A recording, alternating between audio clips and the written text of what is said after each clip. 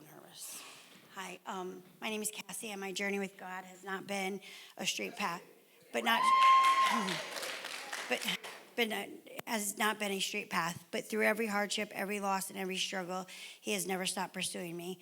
I first came to Connecticut in the second grade and began attending St. Mark's School. Sister Linda Joseph was my teacher. At that young age, I struggled to feel accepted and connected, and honestly, my experience there was not always a positive one. I continued attending St. Mark's Church all the way through high school, surrounded by religions and teachings about God, yet somehow still feeling distant from Him. I wanted to believe, but I could never truly feel that connection in my heart. As I got older, life became more difficult. During my senior year of high school, I became an unwed mother.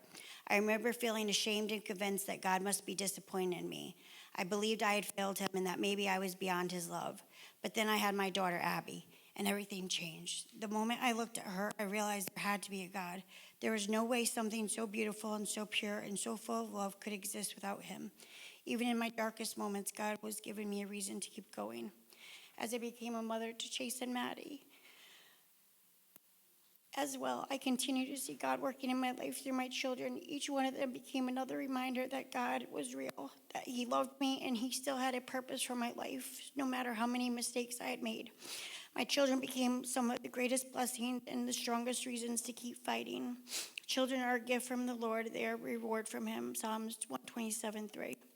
Still, I struggled deeply, spent years battling addiction, constantly searching for something to fill the emptiness inside me. Looking back, I now realize what I was truly yearning for was God. Addiction took me to places I never imagined I would go. It isolated me, broke me down, and made me feel hopeless.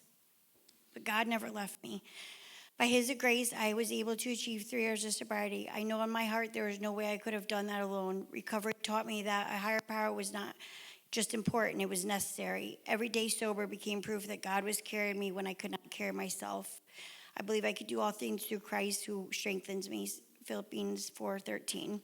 Then came one of my greatest heartbreaks in my life, losing my mother. She died in my living room in Florida, and I was devastated. I remember crying out to God, wondering why He would take my mom from me and how I could possibly survive such pain. For a long time, I could not understand it. I felt abandoned and broken all over again. Eventually, through prayer, pain, and surrender, I came to accept that my mom was with God and no longer suffering. That realization slowly brought me peace. I believe He heals the broken heart and binds up the wounds. After her death, I hit the lowest bottom of my life, but strangely, it was there at my absolute lowest that I finally stopped running. I finally understood that God was the only one who could save me, not drugs, not people, not distractions, only Him.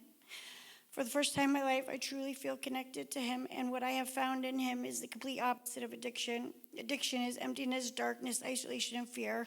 God is peace, light, love, and freedom.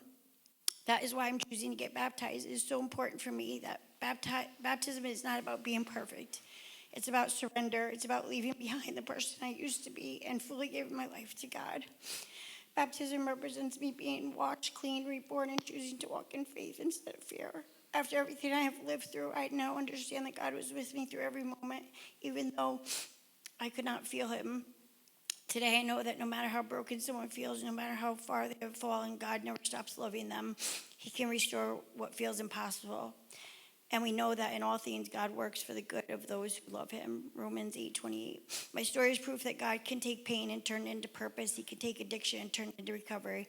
He can take grief and turn it into healing. Today, I live with faith instead of fear, and I know that anything is possible if I simply let go and let God. I'd like to thank Bill and Carrie for the connection to Charlie and City Coast.